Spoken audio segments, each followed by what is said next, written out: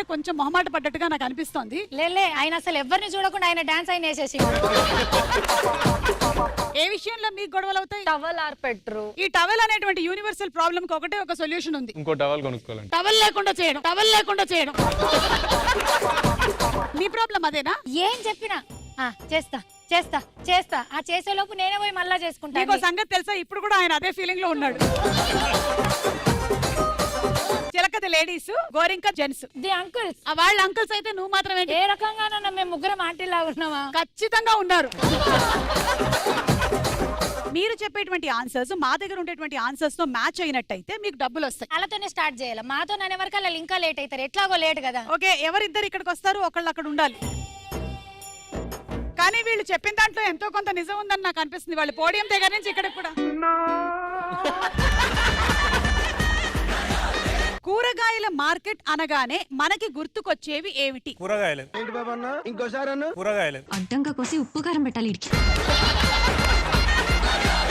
ఈ ఫోటోల ఆధారంగా సినిమా పేరు కనిపెట్టి చెప్పండి. ఫస్ట్ క్లూ ఇదే.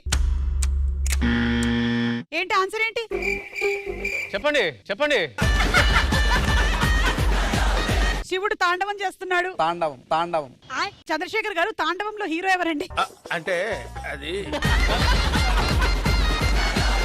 తాండవం సినిమా ఉంది కదా. ఓకే, ఒక పాట పాడండి అందులో.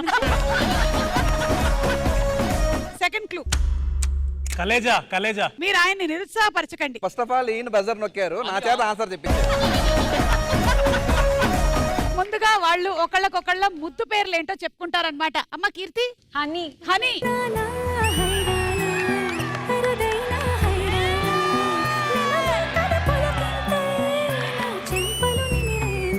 ఇలా రోజు హనీ హనీ అని పిలిచి ఎన్ని సంవత్సరాలు అయింది ఇప్పుడు మీకు? 15 years. ఇంత హనీ అయితే షుగర్ రాదా మనకి?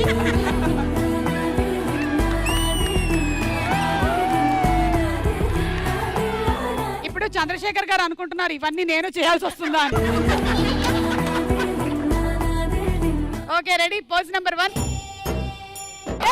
బై మిస్టేక్ మీరు మీ చేతికి ముద్దు పెట్టారు. చెప్పండి చంద్రశేఖర్ గారు, పైన ఎన్ని లైట్లు ఉన్నాయి?